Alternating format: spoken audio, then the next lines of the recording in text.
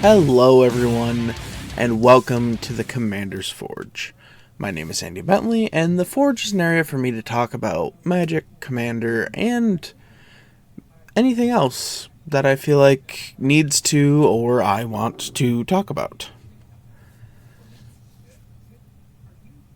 Now, I've been very busy recently. Not that I'm never very busy, there's always a million things going on. But it's just, with work starting back up and taking care of the dogs and making sure everything for my bariatric gets taken care of, I've been very running myself ragged. And it's made sitting down to play games a little difficult. And I haven't actually been able to play any games yet this year. I will remedy that fairly soon. I'm just tired. But that doesn't mean that I'm not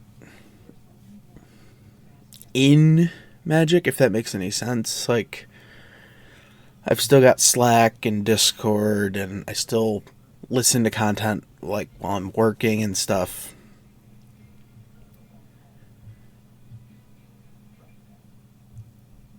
I ended up using what time I did have, because it was just times when other people weren't available to play, to go through some decks and make a few swaps and finally get around to changing one deck that I've been meaning to change for the last, 4 months. And yeah, it's just, I would like to get some games in. But yeah, I think that's about it for my life update at this point. And once we come back from kicking it to the ad, we're going to talk about that deck that I finally upgraded after 4 months. We'll be right back. Hey, I just want to take a minute to tell you about my Patreon. I know times are hard for everybody, and I know it isn't easy to shuffle around bills and stuff. Believe me, I know that. But if you would like to help support the podcast and me, you can find the links to my Patreon in my link tree, which is always put into the description of either the video or the audio, wherever you're listening to it.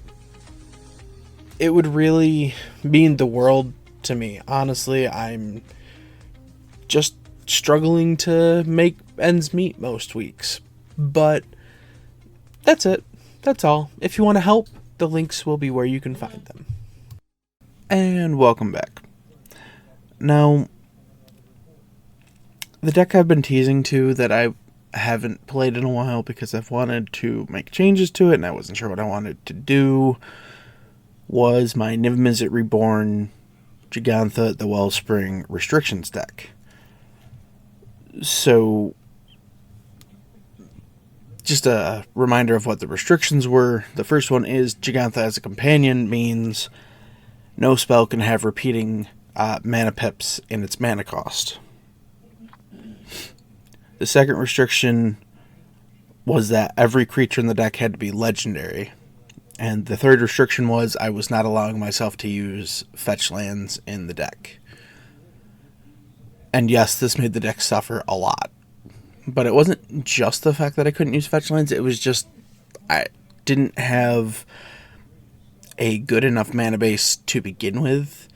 It was a ton of tap lands, stuff like that, and it just it was too slow for the dragons. Because if you recall, the last time I updated this deck, I added the 15 two-color dragons, the 5 from Fate Reforged, their Dragonlord counterparts, and then the 5 from Strixhaven. And Do they all synergize greatly with one another? Not necessarily.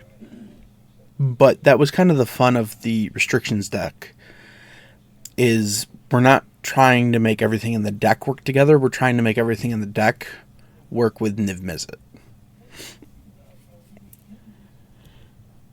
So when it came to changes in this deck, the biggest changes were in the mana base.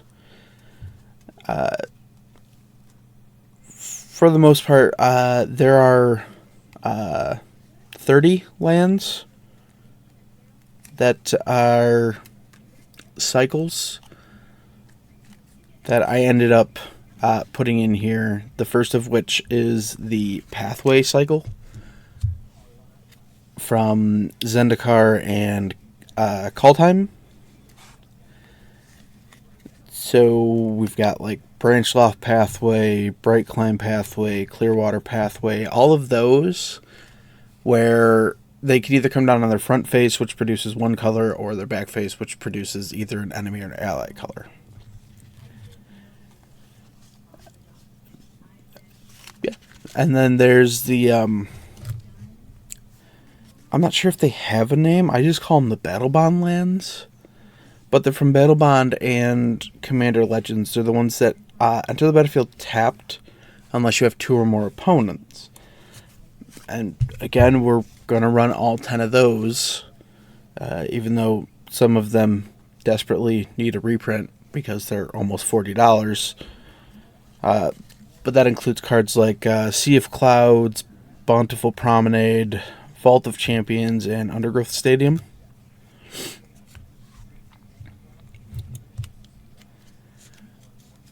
And then one of my ways to solve the too many tap lands was to replace a lot of the lands that enter tapped unless you have a certain land type with shock lands. So I have the option for them to enter tapped or untapped depending on whether I need them. And most people know shock lands, but they include Hallowed Fountain, Steam Vents, Godless Shrine, and Blood Crypt. And then I had 2 other lands that I wanted to work in here. The first one was Mana Confluence that I had floating around that didn't have a home. And then the World Tree, which is one I'll get into. It enters tapped, so it is the only tap land in the deck. It taps for a green, but as long as you have 6 or more lands, lands you control have tap, add 1 mana of any color.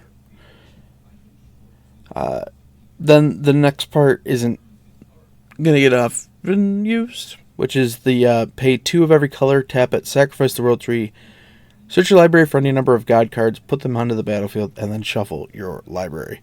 And this, again, probably won't come up very often because I only run 3 gods in the deck.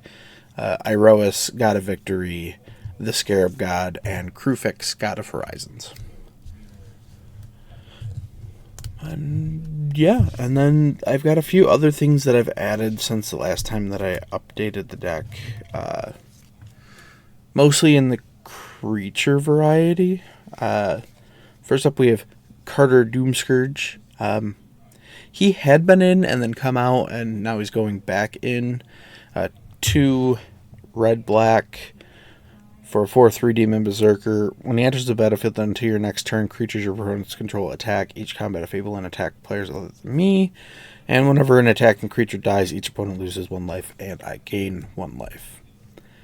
Tristani Discordant is kind of the same thing. She was in at one point and then she was out. Now she's back in. 3, a green and a white for a 1/4 Dryad. Other creatures you control get +1/+1. When she enters the battlefield, you create 2 1/1 white soldier creature tokens with lifelink, and at the beginning of your end step, each player gains controls of all creatures they own. And then this is the third one that has been in and out of the deck several times for different reasons. But it's Zargras, Thief of Heartbeats, 4, black-red, 4/4, Vampire Rogue. Spell costs 1 less to cast for each creature in your party. Again, a party is consistent of 4 creatures. It can be a wizard, a rogue, a warrior, and I'm forgetting one. And another one. He has Flying, Death Touch, and Haste. Other creatures you control have Death Touch. And whenever a creature you control does combat damage to a Planeswalker, you destroy that Planeswalker. Now, to the new additions in the creatures that have never been in the deck, we have Svella Ice Shaper. 1 red-green for a 2/4 Troll Warrior.